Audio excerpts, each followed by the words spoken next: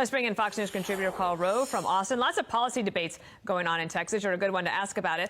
The Wall Street Journal Ed Board headline is Texas spins into the wind. An electricity grid that relies on renewables also needs nuclear or coal power. I think that's not disputable. But take a listen to one of your old friends, former Congressman Beto O'Rourke. The decision to deregulate our electricity grid in the first place and not to require additional capacity in emergencies like these, nor to connect to the rest of the national grid so that we can draw down power we need it. These are all decisions made by Greg Abbott, Rick Perry, their predecessors, and other statewide elected Republicans. How would you respond to that, Karl? Well, first of all, he's running for governor, so be careful. And second of all, these decisions were made in the 90s when we had a Democrat legislature, a Democrat lieutenant governor, a Democrat speaker of the House, and a Republican governor. So, and some of what he says is frankly baloney. Our capacity in Texas is 83,000 megawatts of energy that we can produce. That's our winter capacity. We need generally about peak demand, 57,000 megawatts during the normal winter. This is not a normal winter. And our wind capacity is 30,000 megawatts out of that 83,000 total. The wind over the last week has fallen from providing 42% of our energy to 8% of our energy needs because the turbines are freezing up. They don't work in these kind of conditions. Gas, we now have producing 43,800. Coal, 10,800. Nuclear, solar, and wind, the balance. But our demand is much higher than normal. And look, take a look at this. Monday of last week through Tuesday of this week, as the Wall Street Journal pointed out, the juice being generated by wind dropped 93%. It went from providing 42% of our total energy needs to providing 8%.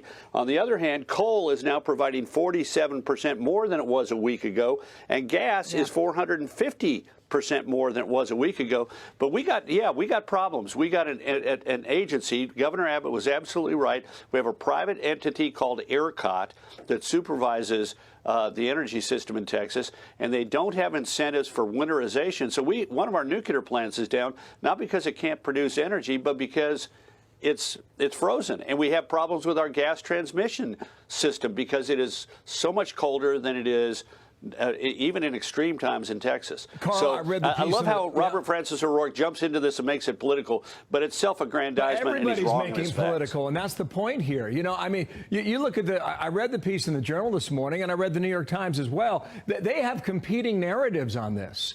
And you listen to Alexandria Ocasio-Cortez, this is an opportunity for those who believe that global warming should change the face of America to jump on the issue, and they're taking their shot. Yeah, look, we have a really cold weather. It's global. It's climate. If climate distress. We have a really hot day. It's climate and distress. We have a hurricane. It's climate and distress. Look, we have cold winters. This is unusually cold, but we've had colder winters in the past.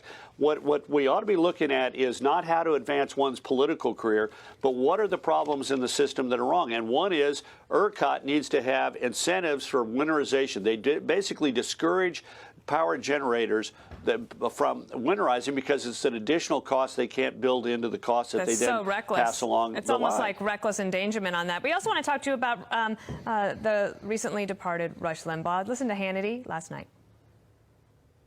Whenever Rush spoke, tens and tens of millions of Americans listened. He had an amazing, unapologetic presence, was always authentic, a true original, genuine. Never, ever let his detractors slow him down. He did it with his mischievous humor. People getting upset, bubble and fizz, snowflakes in the day. When Rush would say, "with talent on loan from God," that's so arrogant. Not really. He's admitting all great talent comes from God, and he always fought for what he believed in. Karl, just about 24 hours since his passing, and I know that you were close friends with him, did a lot of politics around him and with his show, and you also filled in for him once. I did, which was, when he called me up and said we'd fill in, I was a little scared. He told me, just prepare a lot of material. He told me how to do it. I showed up at the studio with a stack. It had to be about 3 feet tall of file folders with stuff organized in the fashion that he suggested I do so. Start out with something that'll grab attention. Don't be afraid of having something that you need to go into explain. Have some fun things that are short and concise. But I had literally like a stack of file folders this wall, and I thought, oh, I've got this. You know, I'm nervous, but I got more than enough material. Well, about the beginning of hour 3, I was running out of material, and afterwards, I told him, I said, I can't believe that you're able to do this every day for decades. And I know what kind of preparation goes into it because I just did it for myself. And it took a lot of time. And you do it every day. I was doing it one time. And that was because he had a facile mind, a curious mind. He knew how to organize information. He asked good questions of people that he had confidence in. But, Hannity touched on something important. He had a great sense of humor. He's a very private guy, a very low-key guy, but he had a wonderful sense